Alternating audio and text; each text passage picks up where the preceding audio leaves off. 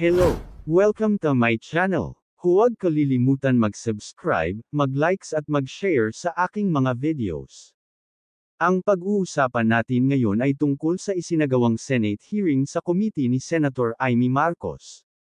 Napapansin niyo ang mga may alam sa batas lang ang nakakapag-participate during the Senate hearing. Nandoon umattend si Robin Padilla, pero walang nagawa, kasi nga walang alam sa batas. At yung ibang mga senators na sina Bato de la Rosa, Bongo mga nonsense mga sinasabi.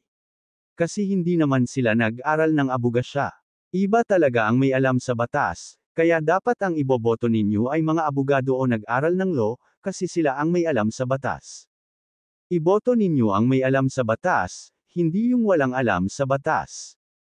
Kagaya ng Senate hearing ni Amy Marcos na yung ibang mga senators ay hindi sumama sa hearing kasi mga walang alam sa batas. Pero sa yabang dyan magaling. Sayang ang ipinapasweldo natin sa mga walang alam sa batas. Ikaw na bumoto ay may pinag-aralan at tapos ng abogado, pagkatapos ang iboboto mo ay walang alam sa batas, puro lang yabang, tulad ng mga Tulfo brothers hindi naman sila mga abogado. Tulad din ni na Robin Padilla, Bato de la Rosa, Bongo, Welly Revillame, Bong Revilla, Lito Lapid, Philip Salvador, at iba pang hindi naman mga abogado. Huwag ninyong iboboto, niloloko lamang kayo. Dapat mga lawyers ang iboto nyo, kagaya sa Senate hearing ni Senator Amy Marcos, dahil sa nagtapos ng law si Amy Marcos kaya may nalalaman sa batas. Kaya mag-isip-isip na kayo. Huwag magpapaloko sa mga wala naman alam sa batas, nagkukunwari may alam sa batas.